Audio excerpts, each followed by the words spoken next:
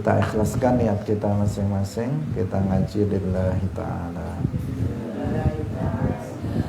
Kita masih dalam pembahasan tentang masalah wudu, arkanul wudu, rukun-rukun wudu, yaitu rukun yang ketiga. Qala al-muallif rahimahullahu ta'ala war-ruknu ats-tsalitsu min arkanil wudu'i huwa ghaslul yadaini. War-ruknu lan utawi rukun ats-tsalitsu kang kaping 3 min arkanil wudu'i saking pira-pira rukune wudu huwa ya ar-ruknus salis iku ghaslul yadaini, basuh tangan loro, marratan kelawan ambalan wahidatan kang siji, al kaffaini tegese epek-epek loro, wasa'idaini lan lengan loro, ma'al mirfaqaini sartane sikut loro. Tasniyatu mirfaqin, tasniyae iku tasniyae mirfaq, wa huwa lan utawi mirfaq iku mujtama'us sa'idi, nggon kumpule lengan ngisor ma'al adudi sartane lengan dhuwur. Wa malan barang alaihima kang ana ing atase al-yadain min sya'arin nyatane saking rambut, walau kathufa lan senajan kandel apa sya'ar, wa zufrin lan kuku, wa sil'atin lan daging tumbuh, wa syukukin lan pecah-pecahe kulit, wa kisrati jurhin lan kulite luka.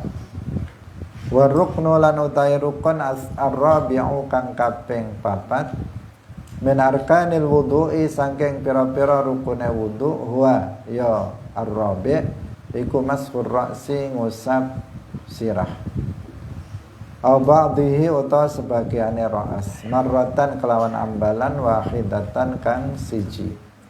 Walau kana lan senajan ana apa al-mashu ngusape iku ala juz'in ing atase bagian minar ra'si saking sirah, la sya'ara kang ora ana rambut iku maujud alaihi ing atase juz, wa yujzi ulan nyukupi apa al-mashu ngusap.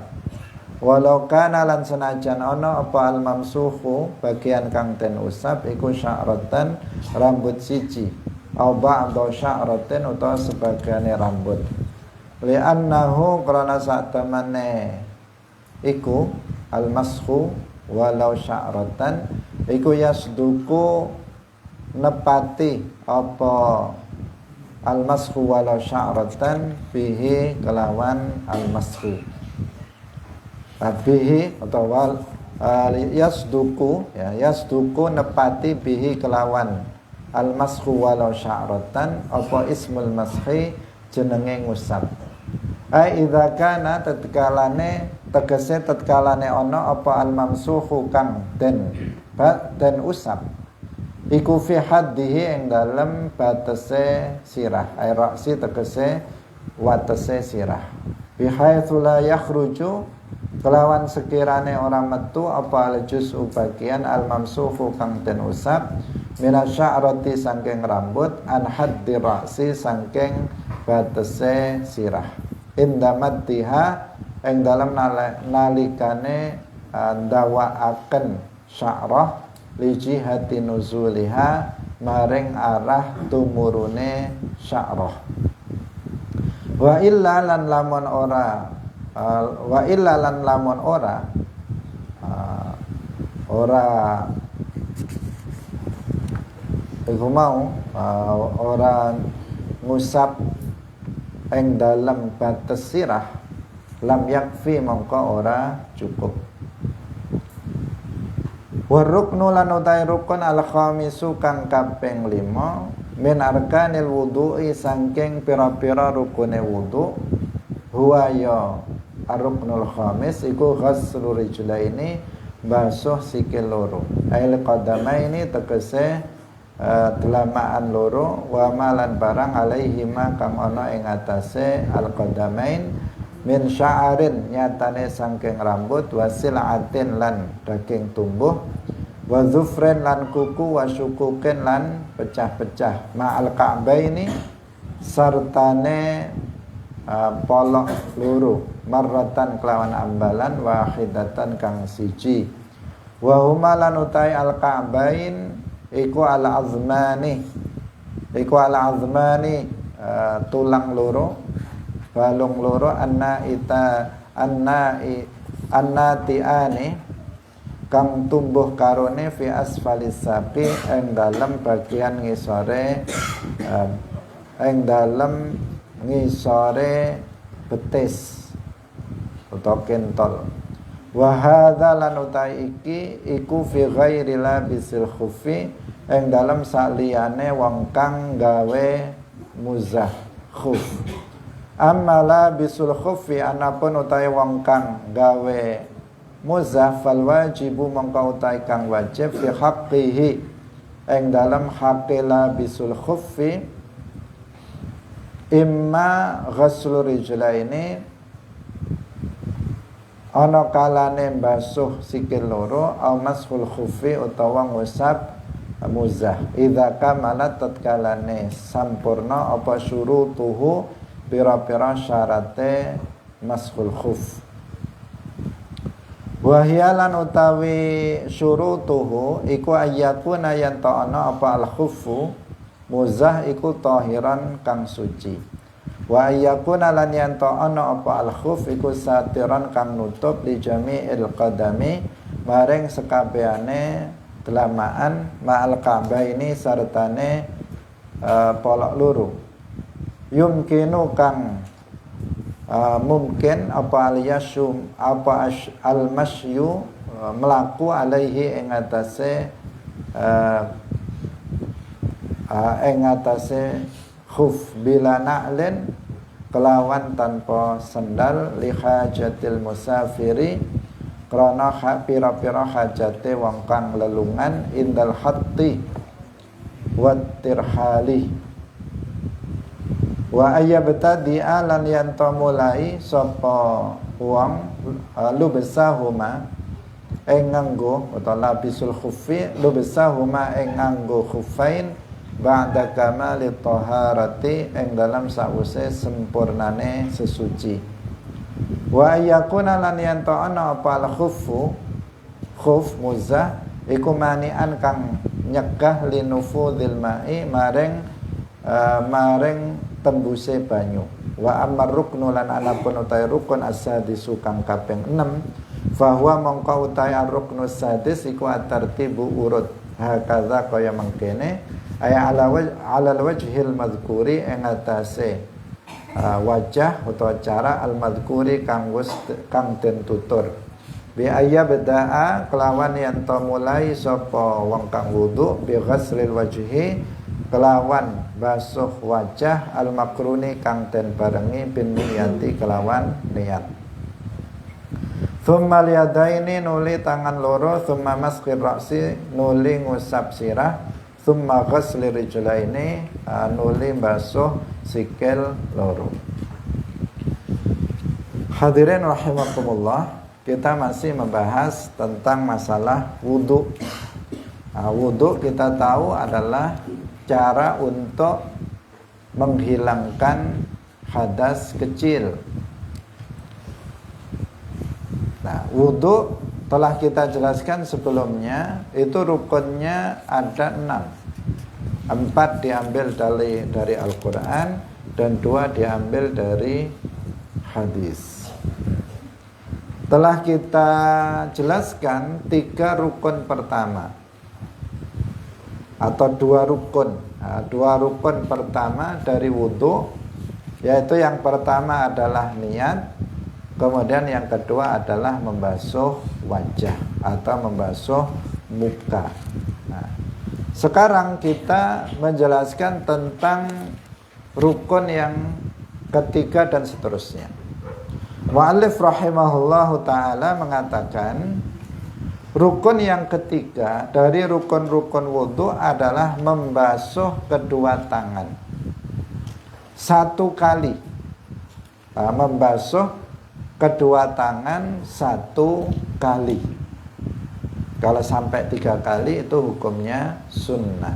Yang wajib membasuh kedua tangan itu hanya 1 kali saja. 1 kali saja maksudnya 1 kali yang mencukupi, yaitu yang meratakan air pada seluruh kedua tangan. Apa yang dimaksud dengan kedua tangan? Ay al-kaffaini was-sa'idaini. Yang dimaksud dengan kedua tangan di sini adalah kedua telapak tangan, was-sa'idaini, dan kedua lengan bagian bawah. Jadi tangan kita ini kan terdiri dari al-kaf, ini namanya al-kaffu. Kemudian dari mulai pergelangan tangan sini sampai dengan siku, ini bahasa Arabnya sa'idun, namanya sa'id. Kemudian dari mulai siku sampai sini, ini namanya adud, namanya adud. Nah, ini semuanya yad, semuanya tangan. Dari ujung sini, ujung jari sampai ke sini, ini namanya al-yad, tangan. Kalau zira itu 1 hasta, itu ukurannya dari sini, dari ujung jari sampai dengan siku. Ini namanya 1 zira. 1 zira. Nah, yang wajib dibasuh dalam wudhu, dalam membasuh tangan itu adalah al-kaffaini, kedua telapak tangan, karena tangan ini 2, jadi telapak tangannya juga 2. Kemudian was-sa'idaini, dan lengan bawah. Jadi sa'id namanya lengan bawah, adud namanya lengan atas. Yang wajib dibasuh al-kaffaini dan as-sa'idain. Jadi kedua telapak tangan dan lengan bagian bawah. Tidak termasuk lengan bagian atas, tetapi dikatakan ma'al mirfaqain. Ma'al mirfaqain artinya mirfaq itu masuk dalam kategori yang harus yang harus dibasuh dalam membasuh tangan. Apabila mirfaq, kedua siku itu tidak terbasuh, masih kering misalnya, maka dalam mazhab Syafi'i wudhunya nggak sah. Seperti yang dilakukan oleh banyak orang yang nggak memahami tentang tata cara membasuh tangan. Ada sebagian orang karena bajunya itu sempit, dia males untuk membuka bajunya juga, kemudian tangannya hanya dinaikkan ke sini, sudah pol, nggak bisa lagi. Akhirnya dia hanya membasuh tangannya sampai sini, kedua sikunya, sikutnya, siku itu sikut dalam bahasa Jawa, itu masih kering. Sah apa tidak wudhunya? Tidak sah. Karena dalam mazhab Syafi'i, ilal mirfaqaini maksudnya adalah ma'al mirfaqaini. Nah, kalau dalam ayatnya memang dikatakan ilal mirfaqaini, tetapi berdasarkan praktek yang dipraktekkan oleh Nabi dalam berwudu, kemudian Al-Imam Asy-Syafi'i itu berijtihad dan mengatakan bahwa yang dimaksud ilal mirfaqaini adalah ma'al mirfaqaini. Artinya siku, kedua siku itu juga wajib untuk dibasuh ketika membasuh tangan di dalam berwudu. Maka ini harus diperhatikan, tentang membasuh siku ini. Nah, jangan kalau memang bajunya sempit tidak bisa dinaikkan, ya dibuka saja, sehingga nanti wudhunya itu bisa bisa sempurna. Dalam membasuh tangan itu bisa sempurna. Hadirin rahimakumullah. Kemudian muallif rahimahullah mengatakan wa ma alaihima, membasuh tangan dari ujung jari sampai ke siku termasuk siku itu, dan apa yang ada di atas keduanya, apa yang ada di atas kedua tangan itu, yang ada di jari-jari, yang ada di lengan bawah, yang ada di siku, semuanya itu juga harus dibasuh. Baik itu berupa rambut, sebagian orang tangannya itu ada rambutnya. Nah, rambutnya ada yang tebal rambutnya. Sebagian ada yang rambutnya tipis-tipis, ada yang mulus, nggak ada rambutnya sama sekali. Nah, beda-beda. Nah, kalau di lengannya itu ada rambutnya, maka harus dibasuh juga, meskipun tebal. Meskipun tebal. Beda dengan jenggot laki-laki yang kemarin, minggu kemarin kita jelaskan. Kalau jenggot laki-laki itu tebal, dengan sekira kalau dipandang dalam jarak orang ngobrol, orang berbicara, itu nggak terlihat kulitnya, maka dikatakan jenggotnya tebal. Maka di sini tidak wajib dibasuh sampai ke dalam, cukup diusap bagian luar saja, dibasuh bagian luar jenggotnya. Tetapi kalau rambut yang tebal itu ada di tangan bagaimana? Biasanya di tangan ini tebal, mirip dengan yang di hutan itu misalnya. Jadi sangat tebal sehingga kulit bagian dalamnya nggak terlihat, yang menunjukkan tebalnya. Maka jawabannya tetap harus dibasuh. Jadi nggak bisa cuman dibasuh bagian atasnya, tetapi air harus masuk sampai ke dalam kulitnya. Itu bedanya tangan yang berambut dengan jenggot. Kemudian yang berikutnya dikatakan walau kasufa, tadi sudah kita jelaskan, meskipun rambut yang ada di tangan itu tebal, tetap harus dibasuh. Wa dhufrin, dan kuku. Nah, kuku harus diperhatikan. Bagi yang kukunya panjang harus berhati-hati, karena kuku ini juga harus dibasuh.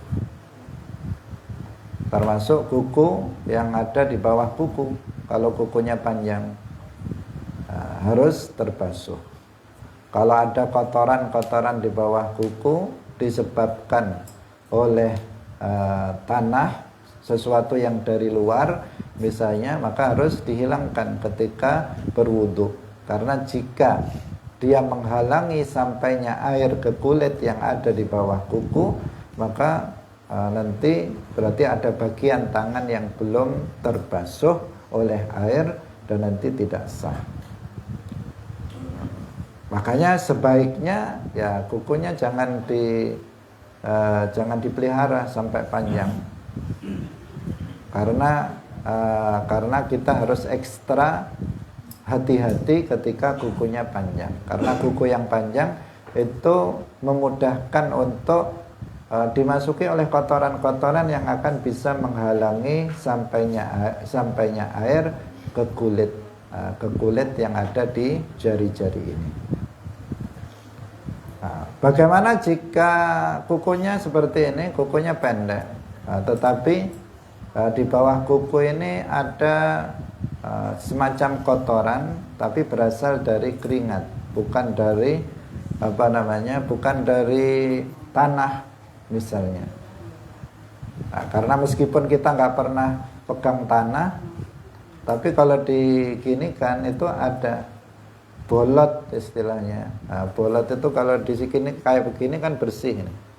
Tapi kalau diginikan keluar juga kayak ada tanahnya. Nah, ini padahal nggak kena tanah, ini namanya bolot.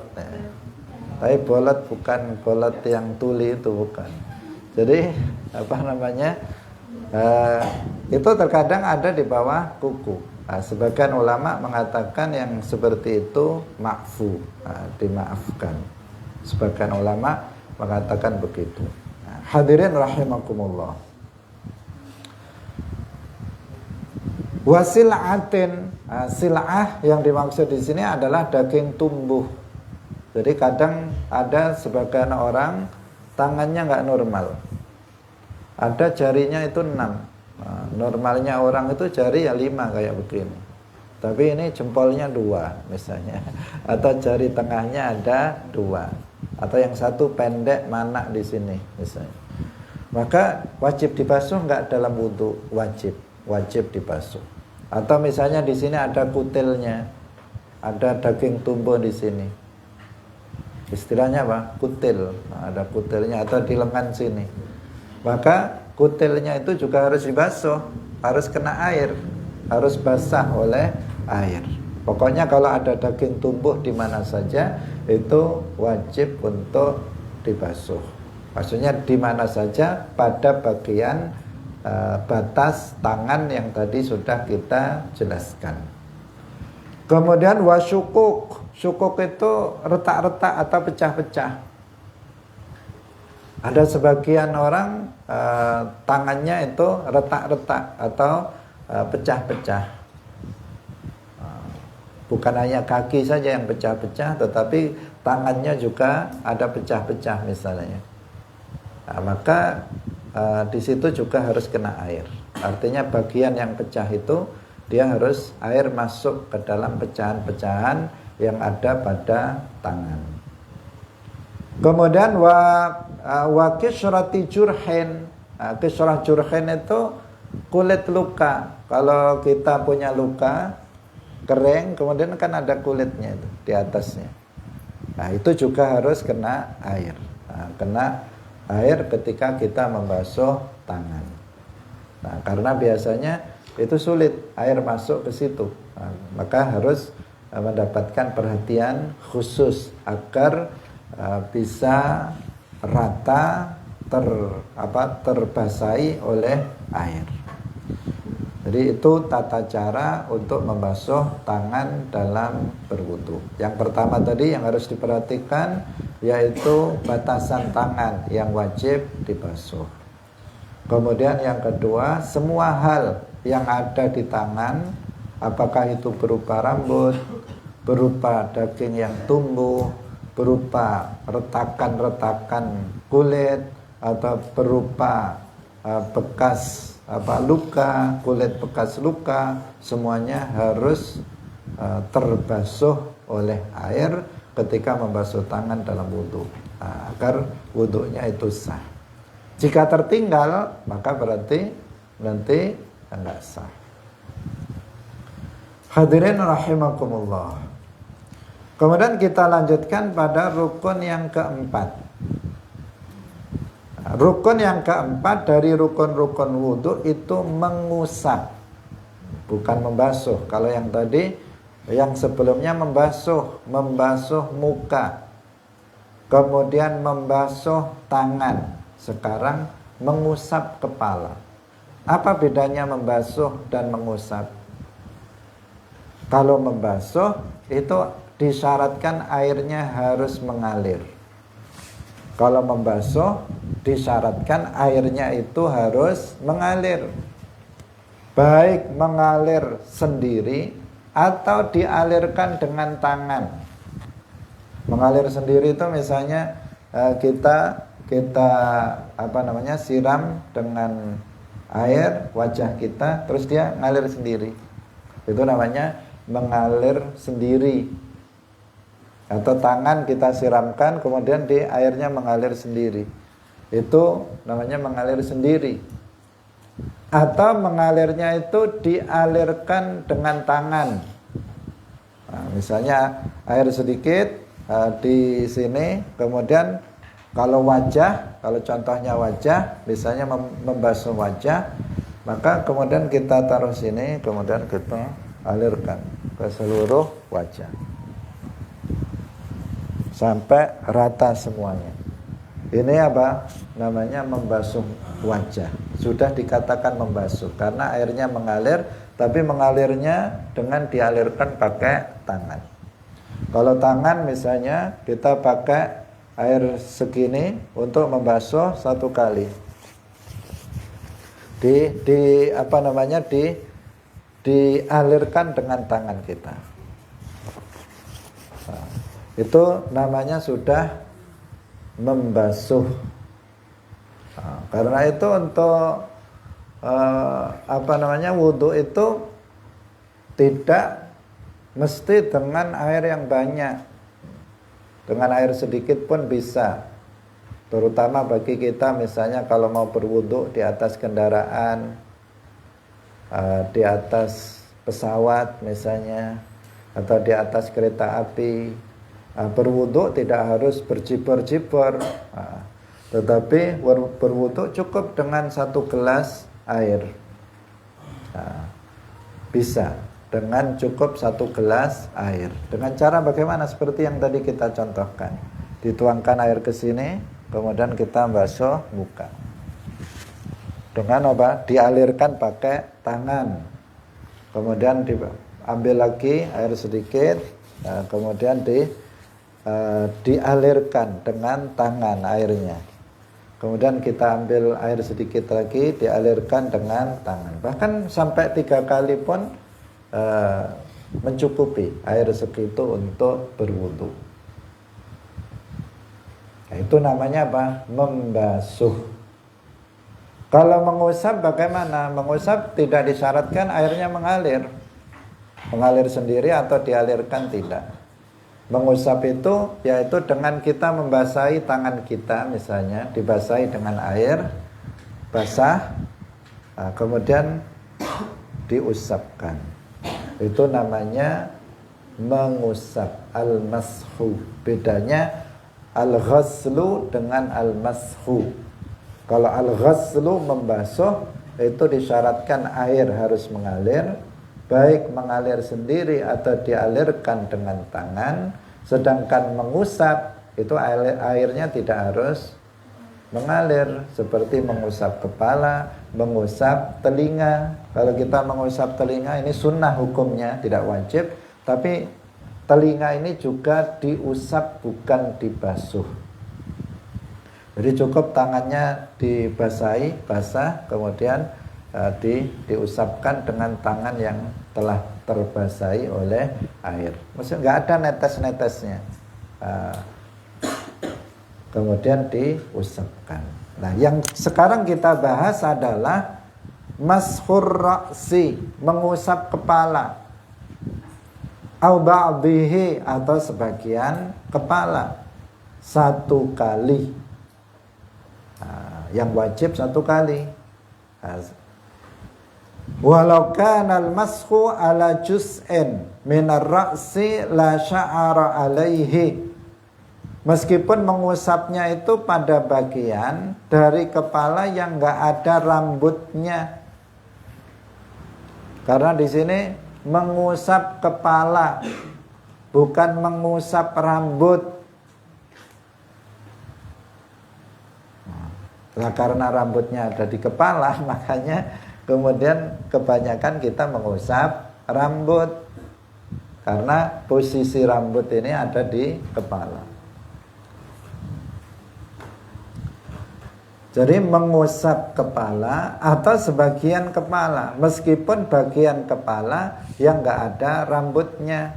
Misalnya orang yang botak misalnya, sini enggak ada rambutnya, kebanyakan mikir, sehingga mikir yang enggak perlu difikirkan, sehingga apa? Ininya botak sampai ke sini. Kemudian dia diusap bagian yang enggak ada rambutnya. Itu juga sah. Kenapa yang diusap kepala? Dia sudah mengusap kepala. Nah, kepala itu mana? Bagian atau batasan kepala itu dari mana ke mana? Ini penting. Nah, ini penting, harus tahu kepala itu mana. Karena kalau kita pada umumnya kepala ya ini, semuanya ini kepala. Nah, ya kan? Kalau kita pada umumnya, padahal di kepala ini ada wajah. Ini bukan kepala ini. Ini namanya muka, al-wajhu. Jadi kepala itu dari mana ke mana? yaitu dari tempat tumbuhnya rambut menurut ukuran normal sampai ke tulang nukroh di belakang ini. Jadi dari tempat tumbuhnya rambut menurut ukuran orang normal. Seperti kemarin kita telah sebut, karena ada sebagian orang nggak normal rambutnya sampai sini. Nah, maka batas kepalanya tetap sini, bukan dari sini. Ada sebagian tadi yang nggak normal juga, dia nggak punya rambut, tumbuhnya baru di sini. Itu tidak jadi ukuran. Artinya ukurannya bukan menurut perorangan, tetapi menurut ukuran umum. Bahwa yang umum itu tempat tumbuhnya rambut itu di sini. Nah, sampai mana? Sampai di bawah ke belakang, sampai tulang nukroh di belakang sini. Di sini kalau kita sentuh, maka seperti ada lubang di belakang. Ini ada tulang nukroh. Itulah batas kepala.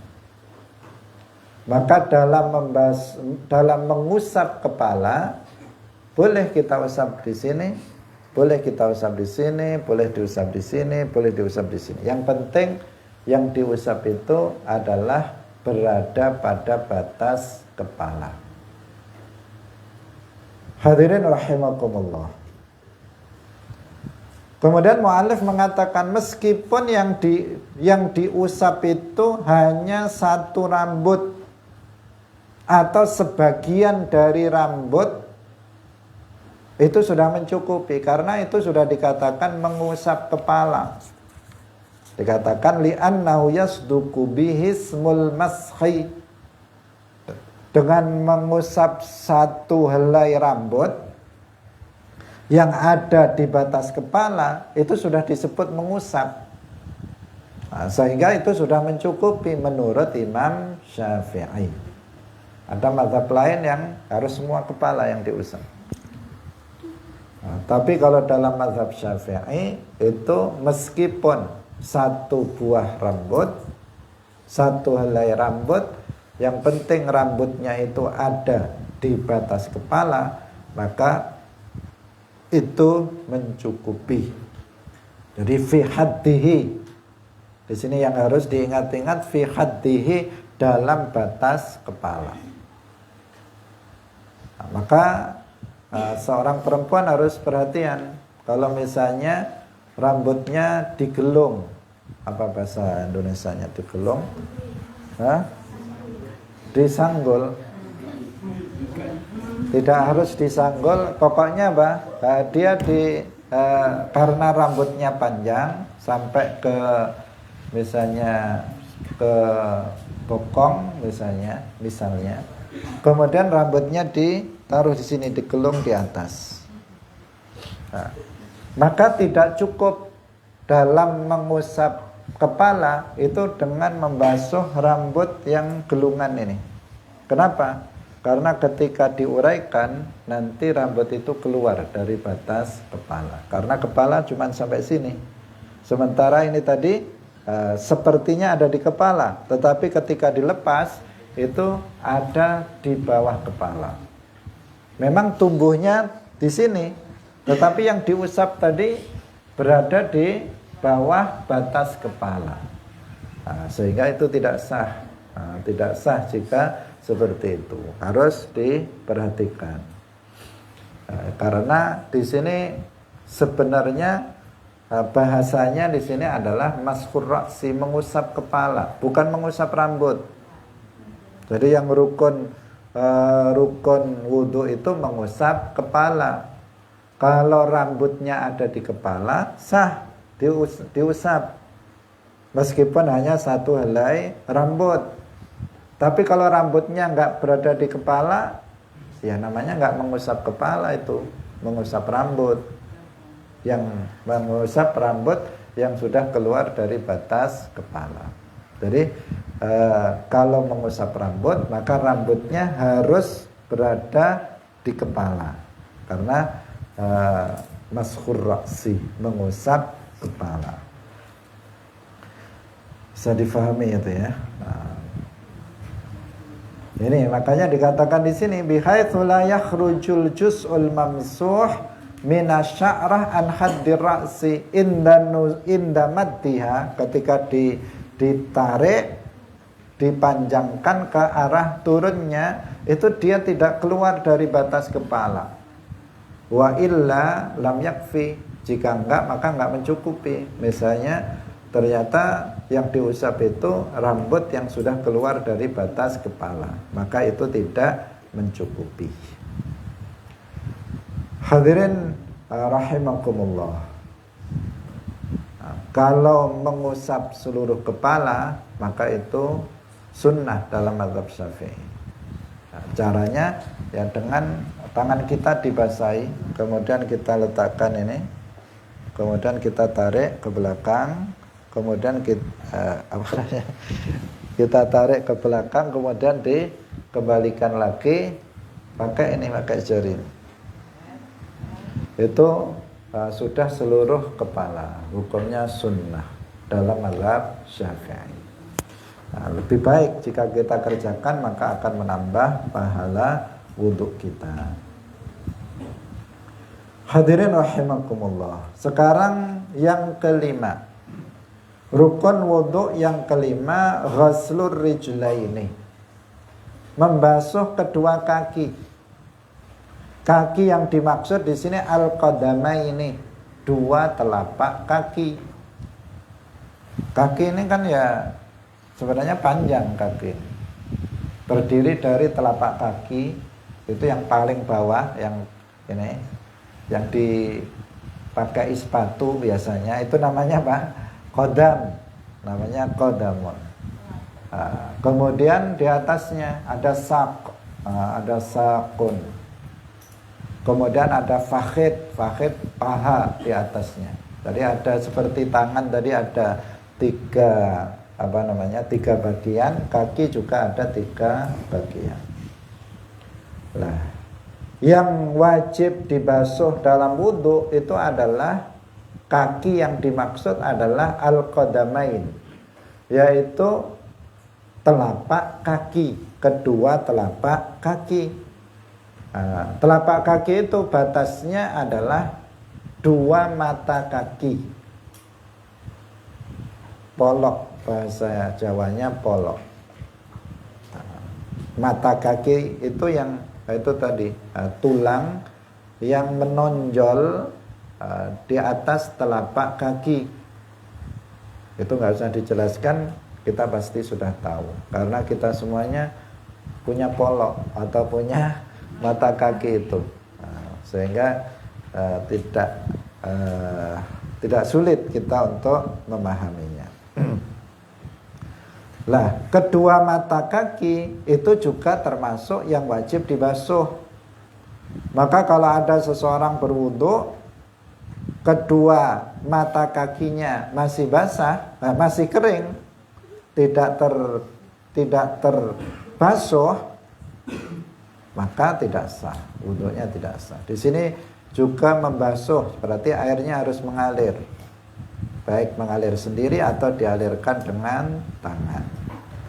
Nah, seperti dalam membasuh tangan, dalam membasuh kaki, itu juga semua yang ada di atas batas kaki yang wajib dibasuh, yaitu yang ada di kedua telapak kaki, itu semuanya harus rata oleh air. Baik itu rambut, misalnya kakinya berambut, maupun daging tumbuh, misalnya jarinya ada 6 jari kakinya, atau ada kutilnya besar di atas telapak kaki. Kuku, nah, di sini kuku harus diperhatikan, karena kaki ini dekat dengan tanah. Beda dengan tangan. Kalau tangan masih agak jauh dengan tanah. Kalau kaki ini, kalau kukunya panjang, ini rawan dimasuki oleh tanah, masuk ke dalam bawah kuku, yang bisa menghalangi sampainya air ke kulit yang ada di bawah kuku. Maka sebaiknya rajin kita untuk memotong kuku, khususnya kuku kaki. Kemudian wasukuk, pecah-pecah. Nah, ini yang banyak kakinya pecah, apalagi musim kemarau. Ada sebagian orang kalau musim kemarau bagian tungkaknya ini itu pecah-pecah. Bahkan kadang pecahnya itu ekstrim ya. Memang pecah betulan, bukan hanya pecah jelarat-jelarat, tetapi sampai berdarah kadang. Nah, itu semuanya yang pecah-pecah itu pun harus air harus masuk ke sela-sela itu. Berarti kan harus ada perhatian khusus. Bagi yang kakinya pecah-pecah, itu harus ada perhatian khusus. Maksudnya perhatian khusus ya berusaha untuk airnya disampaikan ke yang pecah-pecah itu. Karena kalau hanya sekedar disiram, terkadang dia lewat. Misalnya kayak begini. Kalau ini disiram saja, ini bagian di sini masih kering. Nah, makanya dimasukkan. Itu. Maka yang lebih sempurna dan itu sunnah dalam mazhab Syafi'i. Dalam mazhab lain ada yang mengatakan wajib, itu adalah ad-dalku. Jadi kalau membasuh muka itu ya pakai tangan, betul-betul sampai. Kalau membasuh tangan juga betul-betul ini namanya ad-dalku. Ad-dalku itu secara bahasa ya dipijit-pijit ya, untuk memastikan sampai. Karena kalau cuma disiram, kadang ada yang kalau dia misalnya ada yang berlubang, itu lewat begitu saja, airnya tidak sampai. Kalau orang mandi wajib misalnya, airnya cuma disiram saja, maka bagian pusar itu ya lewat aja airnya di atasnya, dia nggak masuk ke dalam pusarnya. Makanya perlu harus jarinya dimasukkan ke dalam pusar, terutama yang pusarnya berlubang. Karena ada juga yang enggak ya, ada yang bodong, yang enggak berlubang. Hadirin rahimakumullah. Ini semuanya harus diperhatikan, karena jika tidak, kemudian tidak mencukupi dalam membasuh anggota badan yang wajib dibasuh dalam wudhu, maka wudhunya enggak sah. Jika wudhunya enggak sah, maka sholatnya juga tidak sah. Au mashul khuffi idza kamalat syurutuhu. Ini secara singkat saja, karena ini kita tidak, di Indonesia kita tidak pakai ini. Yaitu mengusap khuf. Khuf itu muzah. Muzah itu ya muzah ya. Kalau kita karena di sini kita tidak bisa memberikan contoh. Dia seperti sepatu tapi bukan sepatu. Seperti kaos kaki tetapi tidak kaos kaki, tetapi dia yang memenuhi syarat-syarat, tetapi dia yang dipakai di kaki, yang menutup kedua mata kaki dipakai di kaki. Biasanya kalau musim-musim dingin itu muzah khuf ini dipakai. Kalau seseorang itu memakai khuf yang memenuhi syarat-syarat untuk bisa diusap, maka dia boleh memilih. Dicopot khufnya, kemudian dia waktu wudhu dicopot khufnya, kemudian dia membasuh kakinya. Atau dia tidak copot, khufnya itu tidak dicopot, dia mengusap khuf. Tapi khufnya itu harus memenuhi syarat. Apa saja syaratnya di sini disebutkan? Yang pertama, khufnya suci. Tidak ada najisnya, tidak terkena najis. Yang kedua, khufnya itu satiran li jami'il qadam ma'al ka'bain. Khufnya itu menutup telapak kaki dan juga menutup kedua mata kaki. Nah, kemudian yang ketiga, khufnya itu kuat untuk dipakai untuk berjalan. Itu kuat, bukan yang apabila dipakai nanti sobek, tetapi yang memang kuat khufnya tersebut. Kemudian yang berikutnya apa tadi? Syarat yang berikutnya bila na'lin ya tadi, yumkinul masyu alaihi bila na'lin. Jadi bisa dipakai tanpa menggunakan sendal atau sepatu, itu kuat. Li hajati as'al musafir. Untuk menjalankan hajatnya dalam sebagai orang yang musafir, untuk memenuhi kebutuhan-kebutuhan. Indal hatti wattirhal. Indal hatti artinya ketika saat turun istirahat, wattirhal dan persiapan untuk berangkat kembali untuk melanjutkan perjalanan, itu khuf itu kuat, tidak robek. Kalau dia mudah robek berarti tidak memenuhi syarat. Wa ayyabtadi al-lubsahuma ba'da kamalit taharah. Kemudian khuf itu dipakai setelah suci, setelah bersuci.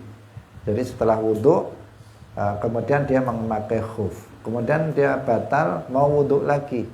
Di sini tidak disyaratkan dia harus membuka khufnya. Sebagai pengganti membasuh kaki, bisa diganti dengan mengusap khuf. Tapi khufnya dengan syarat-syarat yang tadi sudah kita jelaskan. Yaitu apa? Yang pertama suci, khufnya itu suci. Kemudian menutup seluruh telapak kaki dan kedua mata kaki. Kemudian bisa digunakan untuk berjalan meskipun tanpa sendal, untuk memenuhi kebutuhan-kebutuhan. Dalam orang musafir itu kan untuk memenuhi kebutuhan-kebutuhannya. Ketika dia turun dan ketika dia mau berangkat kembali, kakinya itu khufnya itu kuat, tidak mudah untuk sobek. Kemudian khufnya itu dipakai setelah dia bersuci. Maka kemudian syarat berikutnya wa ayyakunal khuf mani'an linufudhil ma'. Artinya enggak tembus air. Khufnya tidak tembus air. Jika disiram maka airnya enggak masuk ke dalamnya. Yang kayak begitu, khuf yang seperti itu berarti memenuhi syarat. Dalam berwudu boleh hanya sekedar diusap, enggak usah dicopot. Khufnya enggak usah dicopot, diusap saja khufnya yang bagian atas. Itu. Ini hanya teori yang perlu kita ketahui, karena dalam prakteknya kalau kita di Indonesia itu jarang ada orang menggunakan khuf yang memenuhi syarat-syarat untuk diusap dalam berwudu. Kita selesaikan sekalian. Wa amma ruknus sadis, kemudian rukun yang keenam adalah tartib, berurut sebagaimana yang tadi disebut. Sebagaimana yang disebut, yaitu memulai dengan membasuh wajah yang dibarengi dengan niat, kemudian membasuh kedua tangan, kemudian mengusap kepala, kemudian membasuh kaki. Itu semuanya rukun-rukunnya itu harus dikerjakan secara berurut. Kalau ada orang wudhu kaki dulu, baru muka, setelah itu mengusap kepala, kemudian membasuh tangan, nggak sah. Yang jelas harus berurut. Membasuh muka bersamaan niat, membasuh tangan, mengusap kepala, membasuh kaki. Itu semuanya harus dilakukan secara berurut. Hadirin rahimakumullah, waktu sudah habis. Semoga bermanfaat bagi kita semuanya. Barakallahu fikum, wallahu muwaffiq ila aqwamit thariq. Wassalamualaikum warahmatullahi wabarakatuh. Alhamdulillahi rabbil alamin. Hamdan yuwafi ni'amahu wa yukafi'u mazidah. Rabbana lakal hamdu kama yanbaghi li jalali wajhika wa 'azimi sultanik. Wassalatu wassalamu ala sayyidina Muhammadin wa ala alihi wa ashabihi at-tayyibin at-tahirin. Ya Allah, Ya Rahman, Ya Rahim, Ya Hayyu, Ya Qayyum, Ya Dzal Jalali wal Ikram. La ilaha illa anta subhanaka inni kuntu minadh zalimin. Allahumma inna nas'aluka wa natawajjahu ilaika binabiyyina Muhammadin nabiyyir rahmah. Ya Muhammad ya Rasulullah, inna natawajjahu bika ila rabbina fi hajatina lituqda lana. Allahumma inna nas'aluka al-huda wat-tuqa wal-'afaf wal-ghina. Allahumma inna nas'aluka 'ilman nafi'a wa qalban khashi'a wa 'amalan mutaqabbala wa rizqan halalan thayyiba. Allahumma tawaffana muslimin wa alhiqna bis salihin. Allahumma bijahin nabiyil mustafa sallallahu alaihi wasallam an tarzuqana ru'yata nabiyyina Muhammadin sallallahu alaihi wasallam fi hadhihi lailah wa fi kulli layali ya arhamar rahimin, wa an tarzuqana ziyarata qabrihi syarif wa syafa'atahu yaumal qiyamati ya akramal akramin. Rabbana atina fid dunya hasanah wa fil akhirati hasanatan wa qina adzaban nar.